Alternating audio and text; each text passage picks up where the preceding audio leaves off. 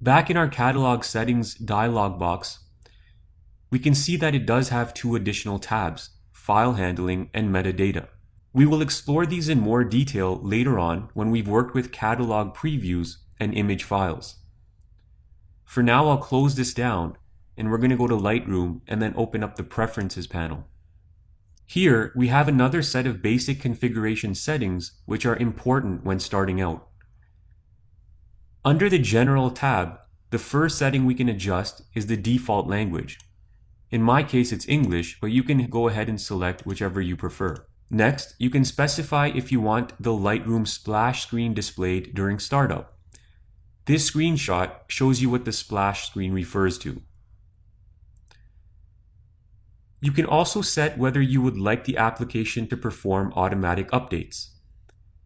It's a good idea to enable automatic updates so you don't have to worry about doing it manually.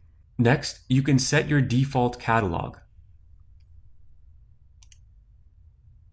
By default, your most recent catalog will be opened. You can also set Lightroom to prompt you whenever Lightroom opens. This way, Lightroom will ask you which catalog you want to open.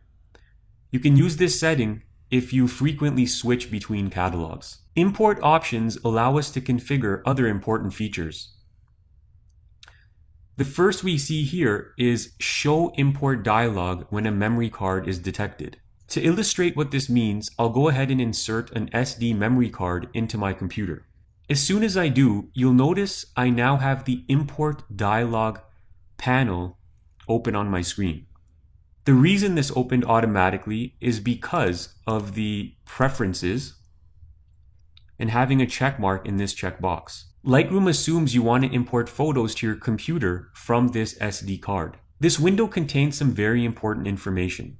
On the left corner, it indicates the device that the photos are being imported from. In my case, it's the Nikon D5100 SD card. I could go ahead and select other files and folders on my hard drive. The middle section over here indicates the file format that our images will be imported as. Since Lightroom detected that the image in our present folder is a RAW file, it asks us if we want to convert it to a DNG file format or leave it in its current format, which is an NEF RAW file. If I wanted to leave it in its current format, I would click Copy. If I wanted it converted, I'd click Copy as DNG. For now, just know that whichever image format your camera has stored the photos as will be converted to DNG if they are RAW files.